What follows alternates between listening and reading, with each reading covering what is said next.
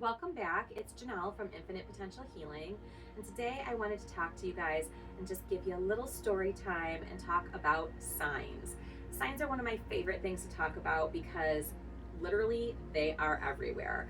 And I recently had the opportunity to travel to the Bahamas, and something that you should know about me, my dad has been deceased for about, it'll actually be 21 years this year. And we had a little bit of an afflicted relationship while he was on the earth plane because he was a degenerative alcoholic, and his bottom, unfortunately, literally was 16. You can just continue. His bottom was literally 6 feet under. And I knew that from the time that I was maybe 14 or 15 years old.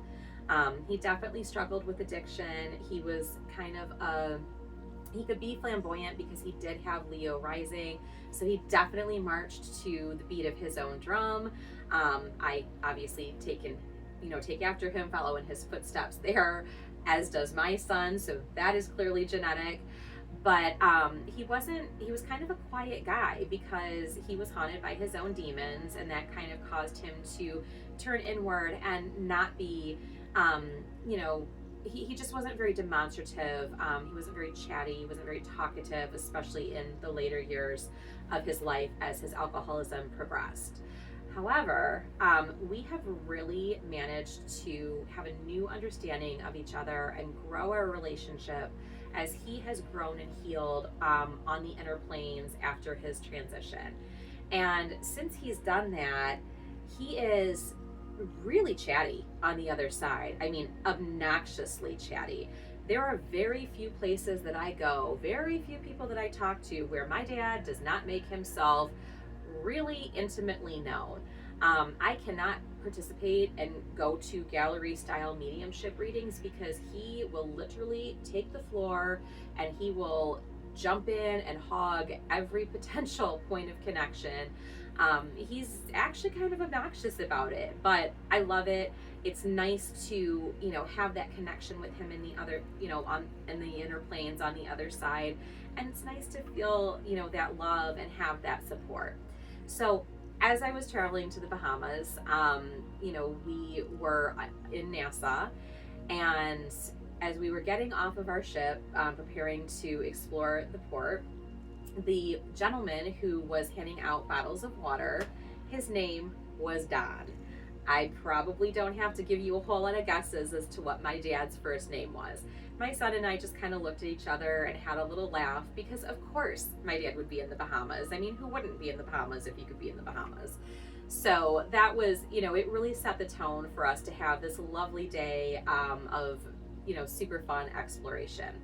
We went and walked to the Queen's Staircase, which is really cool. Highly recommend you checking it out if you are ever in Nassau and have the opportunity to do it.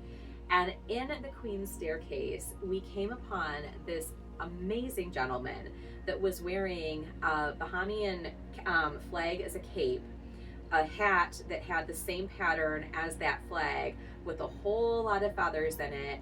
And he was just living his best life, strutting his stuff.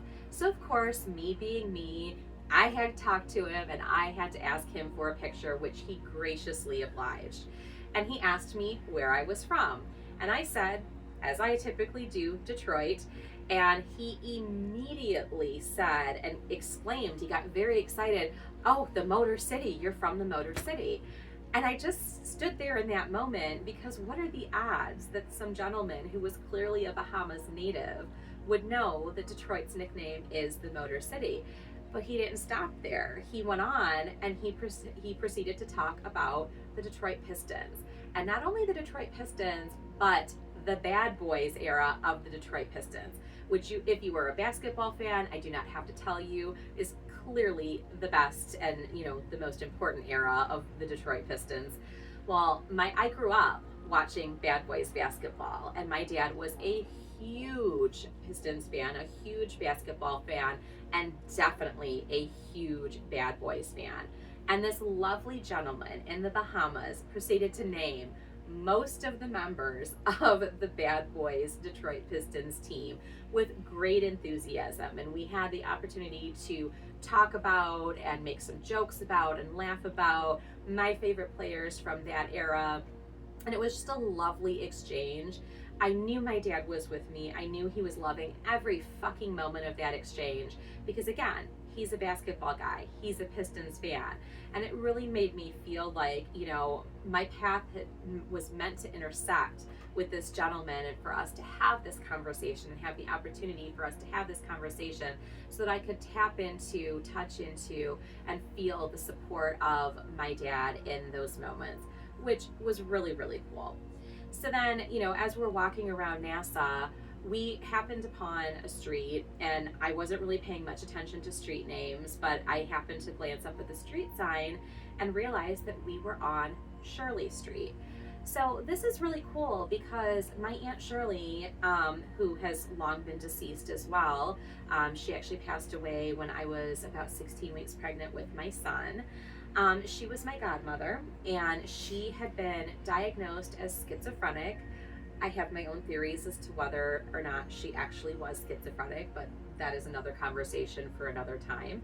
And she is definitely one of my deceased loved ones that has not come in for me or not come through for me very much. Not that I have really actively tried to connect with her either. So here I am, having had these wonderful exchanges, you know, with my dad in spirit through these people that he put in my path. And I'm staring at Shirley Street, and there's my dad's sister kind of reaching out to me in that moment as well. And I can tell you that I have seen multiple street signs with the same name, Shirley Street, since I've been home in areas that I drive all of the time that I had never paid any attention to before, because she's trying to get my attention, because she wants me to know that she's here. She wants to connect with me. She wants to work with me. She's showing me her love and support, which is really, really cool. So, you know, we went about our business in the Bahamas. There were, you know, some other signs that we saw. But then after that trip was over and we were flying home, we had, you know, a little bit of an issue in the Orlando airport, because it's the Orlando airport. No shade if you work at the Orlando airport. It's just really busy. It is what it is. And it's always an interesting dynamic, to say the least. And one of the lovely gentlemen that happened to work for the airline that we were flying was very gracious and very kind to us and was a really big help to us. And that gentleman's name was Elvis. My dad was the biggest Elvis fan in the world, to such an extent that my son's middle name is Presley as a tribute to my dad. So that was a really cool point of connection too, even as we were getting ready to fly home. And it kind of made me feel like my dad was saying, like, hey, I got your back. This trip is going to be safe. You're going to be sound. But also he was reminding me that he doesn't just exist, you know, or I can connect with him only when I'm on vacation and I'm in more of a relaxed and receptive state of mind. That was his way of touching in with me to say, hey, I got you after you get off the plane too, and I got you when you're at home. So I offer you this little story time and just to share those fun signs and my own experience, because the more you pay attention to the signs, the more you notice the signs, the less you talk yourself out of the signs being signs. By the way, if you think they're signs, they probably fucking are. So pro tip on that one. But the more you can connect with that energy, the more you can start to build more tangible relationships with your loved ones in spirit too, or any spirit guides that you may wish to connect with. So challenge yourself today. See if you can ask one of your deceased loved ones or someone that you've been wanting to connect with for a specific sign, and allow yourself to receive it. Don't block yourself. Don't doubt yourself. Just allow yourself to receive it, and take that love from your loved one in spirit straight into your heart chakra, and have the best day possible.